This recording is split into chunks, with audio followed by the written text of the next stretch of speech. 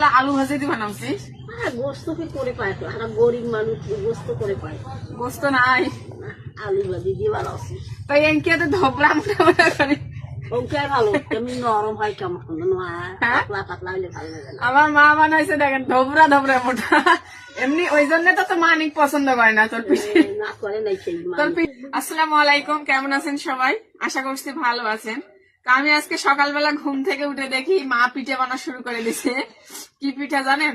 এটা হচ্ছে আমাদের এদিকে, মানে আমাদের গ্রামের ভাষায় আমরা বলি সমসা পিঠা। হ্যাঁ, আর এটাকে অনেকে বলে কুলি পিঠা, কুলসি পিঠা, ঠিক আছে, অনেকগুলা কিন্তু নাম আছে, কিন্তু আমরা বলি সমসা পিঠা।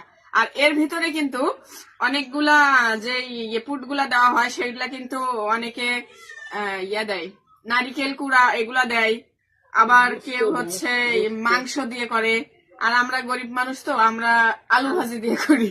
ঠিক আছে, আমি ছোটবেলায়ও খাইছিলাম আলু ভাজি দিয়ে, তো আজকেও দেখি সকালবেলা উঠে মা হচ্ছে এই পিঠা বানাচ্ছে আলু ভাজি দিয়ে। ঠিক আছে, তো এই হচ্ছে এর এর মাঝখানে দেওয়ার জন্য এই হচ্ছে আলু ভাজি করে রাখছে।